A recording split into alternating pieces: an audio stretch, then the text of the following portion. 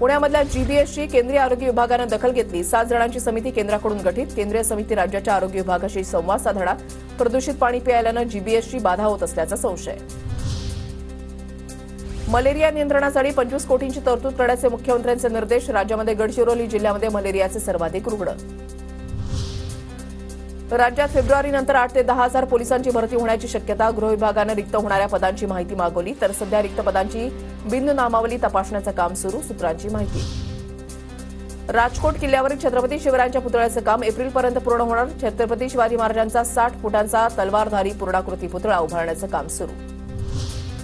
RT अंतर्गत प्रवेश अर्जासाठी मुदतवाढ। 2 फेब्रुवारीपर्यंत अर्ज भरता येणार। खासगी शाळांमधील 25% राखीव जागांवरील प्रवेश प्रक्रियेमधील अर्जांसाठी मुदतवाढ। नीट प्रश्नपत्रिकेच्या स्वरूपामध्ये बदल। आता 180 प्रश्नांसाठी विद्यार्थ्यांना 3 तासांचा कालावधी मिळणार। परीक्षा जुन्याच पद्धतीनुसार घेण्याचा एनटीएचा निर्णय। सेवानिवृत्तीचं वय 60 करण्याची सरकारी कर्मचाऱ्यांची मागणी। निर्णय घेण्यास सरकारला विलंब होत असल्यानं कर्मचारी आणि अधिकाऱ्यांमध्ये नाराजीचा सूर।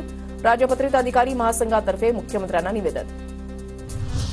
समाज कल्याण विभागाच्या शिष्यवृत्तींचे मार्च अखेरपर्यंत लवकरच वितरण। राज्याचे इतर मागास बहुजन कल्याण विभागाचे मंत्री अतुल सावे यांची माहिती।